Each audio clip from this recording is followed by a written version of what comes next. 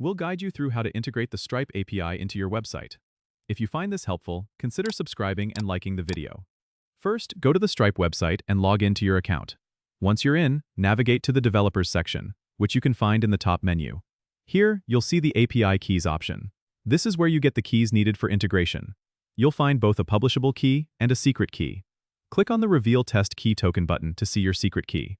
Make sure to keep these keys safe and don't share them publicly. Now, go to your website's backend. If you're using a server-side language like Node.js, Python, or PHP, you'll need to install the Stripe library for that language. For Node.js, you can use the npm install Stripe command.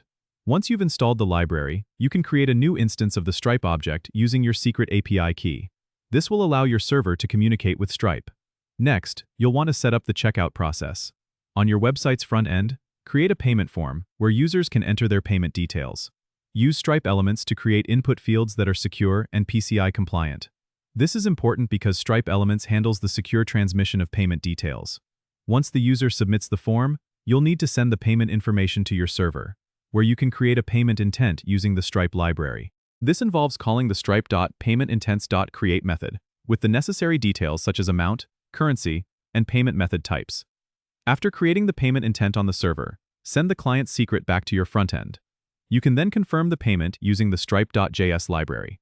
Use the stripe.confirmCardPayment method with the client secret to finalize the transaction. Be sure to handle any errors that might occur during this process and provide feedback to your users. Once the payment is successful, you can update your server with the payment status and provide confirmation to your user. Don't forget to subscribe and comment if this helped you out.